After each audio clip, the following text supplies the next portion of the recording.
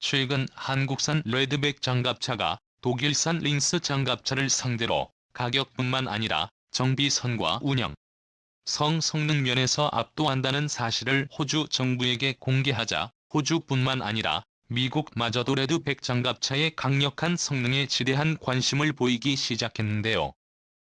이에 대해 한국은 멈추지 않고 자신감 있게 레드백 장갑차를 전 세계에 홍보하기 시작했습니다. 미국에서 열리는 최대 규모의 지상무기 전시회인 AUSA 2012에서 하나디펜스가 참가해 한국산 레드백 장갑차와 K9 자주포를 당당하게 공개할 라고 선포했는데요.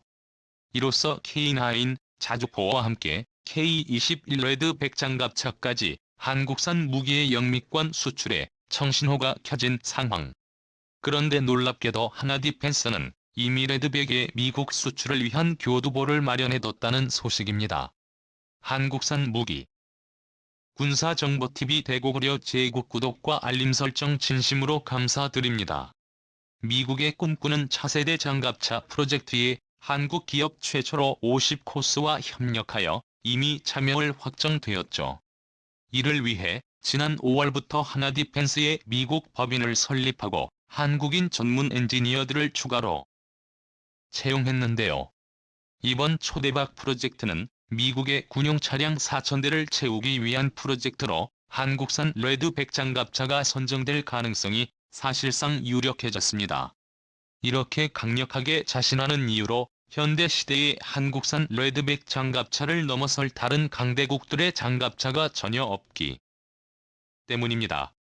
89년에 개발된 일본산 89식 장갑 전투차와 중국산 94식 전투차는 언급할 가치도 없는 9식 장갑차이며 영국산 장갑차인 AX는 치명적인 문제들이 발생해 개발 좌초에 몰렸습니다.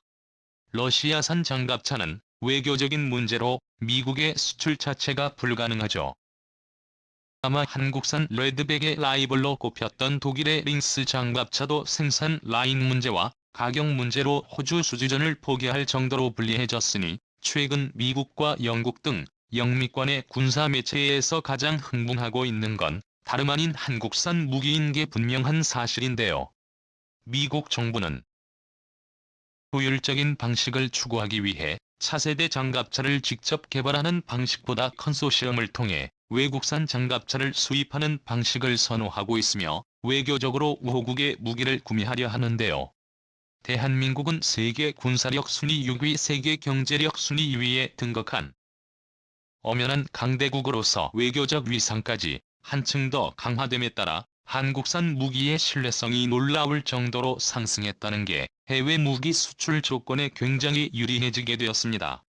특히 한국 역사상 최초로 체결된 한미 무기 공동개발협정은 미국의 신무기 사업에 한국이 동등하게 참가하며 한국과 미국이 협력해 무기 개발의 기술 지분을 공유하는 새로운 방식의 협정인 것으로 밝혀졌는데요.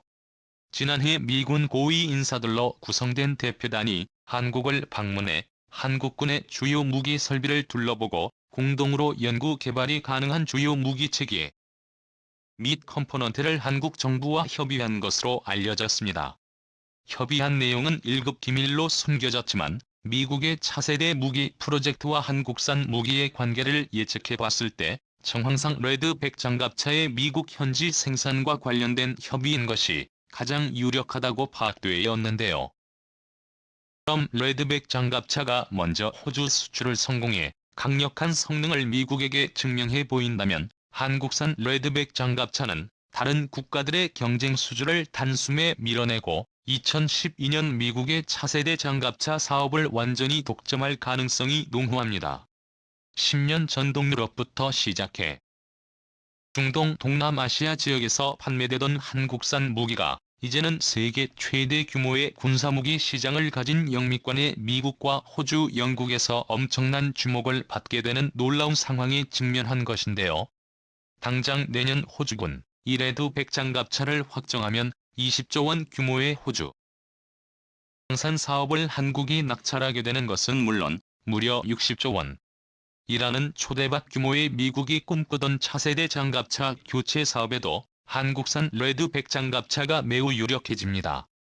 미국 정부 측은 지금 당장 새로운 형태의 장갑차를 제작하는 것보다 기존에 있던 고성능의 장갑차를 미국산 무기와 교환하거나 달러로 지불하는 방식의 빅딜을 고려하고 있죠. 미국이 주목하고 있는 한국산 레드백 장갑차가 기존 무기 시장을 타파하고 해외 수출길이 펼쳐지는 게 유력해지고 있습니다.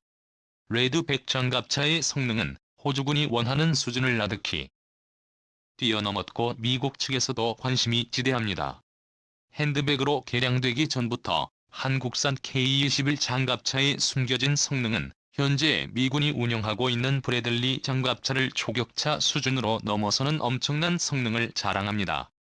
이러한 상황 속에서 한국은 K9 자주포와 FA-50 공격기의 연속 판매 성공으로 인해 한국의 해외 무기 수출 증가 퍼센트는 압도적으로 세계 1위를 달성했으며 매년마다 30%씩 증가해 전 세계에서 독보적인 성장률을 기록하고 있으며 중국의 무기 수출량 액수를 가볍게 능가했습니다.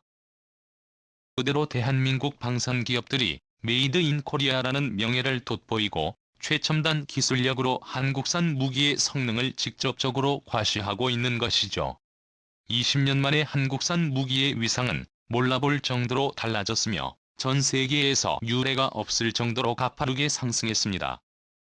이번 미국의 차세대 장갑차 사업에서 한국산 레드백 장갑차가 모조리 석권한다면 강대국 대한민국은 명실상부 세계 최고의 기관 무기 선진국에 당당하게 등극하게 될 것입니다. 가장 핵심적인 사안을 꼽는다면 2011년 한국과 미국이 공동으로 무기를 개발한다는 새로운 협정을 체결함에 따라 미국과 유럽 지역에서 한국산 무기가 핵심 우방국의 무기로 완전히 편입되었다는 소식이 중요합니다. 이에 대해 한국은 멈추지 않고 자신감 있게 레드백 장갑차를 전 세계에 홍보하기 시작했으며 미군이 관심을 가지게 되었죠. 반대로 호주의 랜드포스 공개 후 호주 정부의 요구대로 곧바로 기관포 사격과 대전차 미사일을 발사하는 영상까지 호주군에 전달해 대한민국의 강력한 기관무기 기술력을 마음껏 과시했습니다. 레드백 장갑차에 탑재되는 대전차 미사일은 유효 사거리가 8km에 이르는 미사일이며 2단 로켓 텐덤 방식의 성형작약탄과 발사 후 망각 기능을 포함해 6월광학 기술이 적용된 최첨단 무장 체계입니다. 이러한 대전차 미사일 덕분에 한국산 레드백 장갑차가 적군의 전차를 공격하는 탱크 킬러로 탄생하게 되었는데요. 이러한 한국산 레드백 장갑차가 수주 경쟁에서 독일산 장갑차보다 엄청나게 유리한 근본적인 장점은 레드백 포탑의 설계와 제작에 한국의 업체와 호주 업체가 공동으로 참여한다는 점이 있습니다. 한국은 호주 장갑차 사업에서 레드백이 선정될 경우 호주 현지 생산기지를 만들 예정인데 최근 호주군의 자주포 사업에서 한국군의 K9 자주포가 당당히 수출에 선정됐기에 독일과는 달리 K9 자주포와 레드백이 생산기지를 공유할 수 있다는 핵심적인 장점을 갖추고 있죠. 무기 수출 분야에서 메이드 인 코리아라는 독자적인 플랫폼을 형성시켜 한국의 자주국방 국산 기술력이 적용된 기관무기 플랫폼을 구축하는 것이 최종 목적입니다. 호주와 미국에서 한국산 레드백 장갑차를 선정한다면 한국산 무기의 뛰어난 신뢰성을 인정받고 이렇게 인정받은 새로운 한국산 무기를 전 세계 국가들이 앞다퉈 선호하는 현상이 발생하겠죠. 구독과 알림 설정은 영상을 제작하는 데 큰 힘이 됩니다. 정말 고맙습니다.